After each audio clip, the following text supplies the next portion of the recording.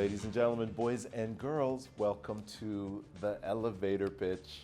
Today's guest is 2012 James Beard Outstanding Pastry Chef of the Year. But more importantly, a person that I've known for 20 years. For a long time. She's a rock, an amazing person. Thank you. First person that I'd called to be a guest on the elevator pitch, Chef Mindy Segal. I've known you since, I used to have this joke with my friends that I would take all my dates. Oh, always. It wasn't, we know. All my dates to HotChocolate. I was living across the street. Yeah. And it's just one of my favorite. I mean, I'm a creature of habit, right? You like, yes. Yeah. Every day you're with another one. Yeah, I met you. I loved you. You had a great shop. Can you talk a little bit about, you were at all these restaurants, Marché, MK. I mean, can you talk a little bit about how you got into the space? You're making me go back there, aren't you? It's okay. It's okay, though. People like the truth. Yeah, the well, I beauty. mean, I've only said it 500 times, but yes. Yeah. You want to know how I started out in this industry? Yeah. Because I sucked at everything else. And I'm not joking. I was a lost puppy running through the world into the wilderness, not knowing what I wanted to do, and found out that I really liked cooking. So I went to culinary school, and I worked my way up, and somehow I got here to sit at this table. Somehow you got, you know, you I got mean, to the elevator. it's just I've been cooking for a really long time. Been in the industry for a really long time. I'm trying to, not really be in the industry anymore. I'm trying to slow down and retire. What do you want to do when you retire? Well, I don't want to live here, that's Yeah. for sure. I want to continue to do something in my craft. I just, I right now I'm in love with what I'm doing. So Right. I love my bakery, and I love baking every day. I bake every day with my team, and the bakery is successful, and I'm very happy with what I'm doing. So I'm not really ready yet, but I'm getting there. Right, and right. I'm getting there. So you had a full service restaurant, I did. and then what were some of the trials and tribulations? Oh of that? God! Every minute of every 15 years that I was there, Yeah. just a vile set of circumstances. Hey. I mean, the day I opened HotChocolate was the day that I said, "What the fuck?" But I mean, I made a lot of people happy. It was Right. a cute little restaurant. I never thought it would be open more than 15 years. Luckily, 15 years ended in 2020 during the pandemic, and I was planning on closing anyway. So we just closed, and I was planning on spending the summer doing pop-ups of my bakery in HotChocolate. So I had this already worked out while I looked for another space to open the bakery. And it just so happens that that's what happened.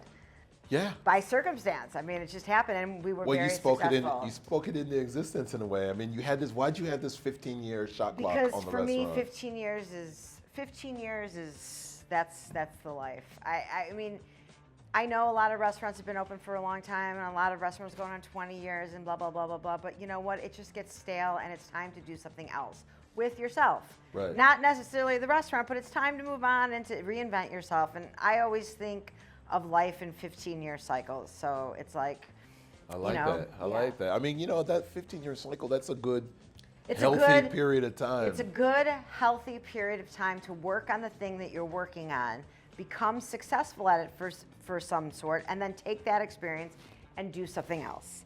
And so that way your life is not stagnant. And so you have these moments in your life where you have these 15 years of greatness, and then you move on. I like that. I've been reading Kitchen Confidential. Yeah. And you're reading this book. The restaurant industry was it's so difficult. The people, the challenges, and it sounds like a sorority fraternity back there. It's very difficult, and the stories are abound. And for me, it's really a part of my life I really don't feel like revisiting. Yeah. So I don't really like to talk about it anymore. Yeah. I wasn't a good person back then. I wasn't a good boss. I don't think I was good at my craft. I just, like everything, I just don't want to go back there. I want to move forward. Well, let's talk about you now then. Okay. I mean, now that you're, look, Let's I've talk always about known me. you. I've always known you to be a good person, but talk about you. What's different now in your approach, in your craft? You know, not to be spiritual, but I will be because I am a very spiritual person. Yeah.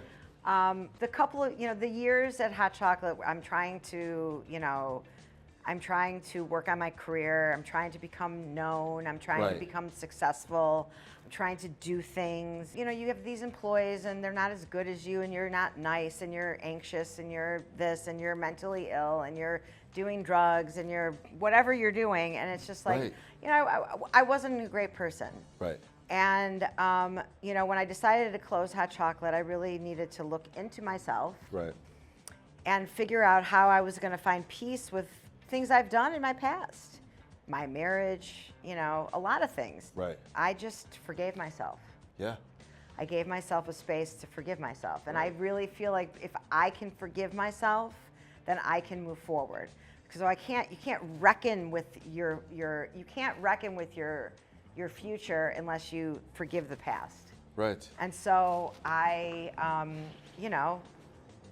did a lot of introspective thinking, and I still do. And I'm always in a search of peace and sort of like gratitude and sort of like understanding what my position in life is.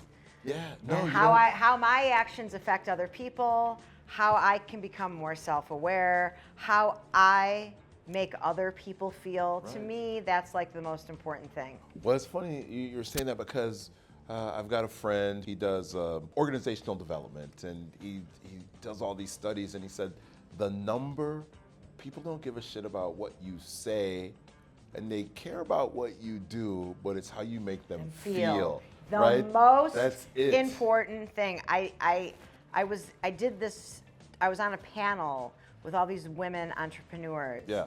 And everyone, they were all talking about how they get up every day and they do this thing and they do their business and they do this and they do this and they la la la la la.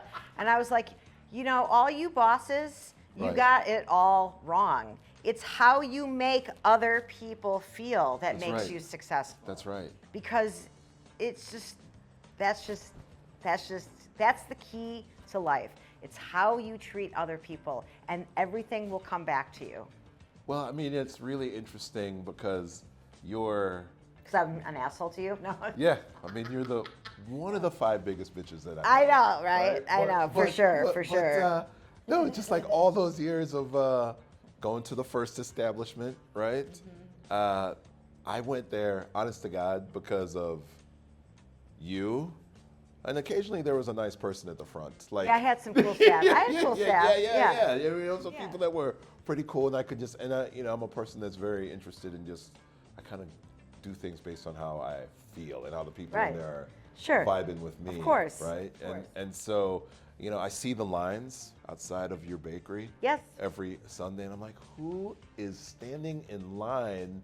A lot of people. A lot of people. I don't think people mind waiting in lines anymore. I think that people got really used to waiting in lines during COVID, and I think that people look at it as part of the theater of going to where they're going. Yeah. I'm grateful for it. Yeah. I don't take it lightly. I'm very grateful. Yeah, I work very hard at it too, still. Yeah, no, you work very hard at it. I mean, and it's got to be a wonderful feeling to see all those people there. I'm trying to let it feel wonderful. Yes. Yeah. I'm hard on myself, but yes, I do. I feel very good about it. I feel very good about where I am in my life right now, so it's good. So talk about how you got involved with cannabis and Cresco and all that jazz. 'Cause you're one of the first people to elevate the edible industry. Yes. Right? When it was coming down the pike that we were going to be a medical state, a lot of people started forming their companies and getting, licenses and stuff. And Cresco approached me. They had 5 employees. That's how long ago it was. Wow. So I really started on the ground floor. And we created this brand together. And it's been good. It's been interesting. It's been fun. Yeah. What's been the most interesting thing about it? Going into a different world, I guess, and having it be legal. In the beginning, we would go to Colorado and work on product and go into grow rooms and look at everything, and it's just a different world. Yeah. And so to try to approach how to make edibles that people would understand and care about and like. You know, that was a process. So it was fun. When you talk about just making edibles, what is your creative process like? I mean, how does that work in the mind of Mindy? So the first product that we made was my brittles. Yeah. So those are, you know, like these chocolate brittles, and I had been making them my whole career. So it was just putting another ingredient in the brittle, which is the oil, and so that worked. Right. And then, you know, there's the huge market for gummies, so we started doing gummies, and, you know, I really wanted to tell a story about gummies, so I approached it like I approached my dessert. You know, when cherries are in season, I poach cherries, and I poach them in red wine and orange and vanilla, and then, you know, clementine oranges, they taste like this, and, you know, so all these different flavors, they just come together like a dessert. Yeah. And that's how I approach it. So when you say, so is that how things kind of all start for you? Is it the season? Like, yeah, pretty much. I mean, you know, I live in the Midwest, so it's like we have very short windows of seasons. So it's like it's rhubarb season, then it's going to be strawberry season, strawberry rhubarb, and then there's going to be green garlic and spring onions and chive blossoms and asparagus and English pea, you know, so it's like the season continues, and so it's exciting. I always love this time of year. It's that like end of March, beginning of April to May, when you wake up in the morning and everything is bloomed. Yeah. And it's like, where did that happen? Where'd that happen? How does that happen? Right. Who invented this? Who is Mother Nature? You know, it's like, to me, it's like, it's just so interesting, and I love watching things come into fruition. Right. So it's fun. It's just, you know. One day there's no tulips, the next day. And the next day there is. The next day there are tulips. Yeah. Yeah. So Don't get it, but yeah. My guess is you hate the winter. I love the winter. Yeah, all right. I love the winter because I hate being hot. So who are some of the, do you have any chef heroes, people that you looked up to? I worked with a guy for 6 years at MK. Yeah. We opened together, and he is wildly successful. And we worked side by side for a very long time, and we're very close. Yeah. And, you know, it's Eric Williams. Chef and, Eric. you know, EW and I, we go along. Incredible guy, big vision. Yeah. And I am so incredibly proud of the man that he has become and the leader that he has become. So I kind of look up to him a lot. I look up to all the people in my life, which is what happens when you get older. The beauty of getting older is that you get to decide who you choose to spend your time with. Who is Mindy Segal? Well, I'm complicated, that's for sure. Yeah.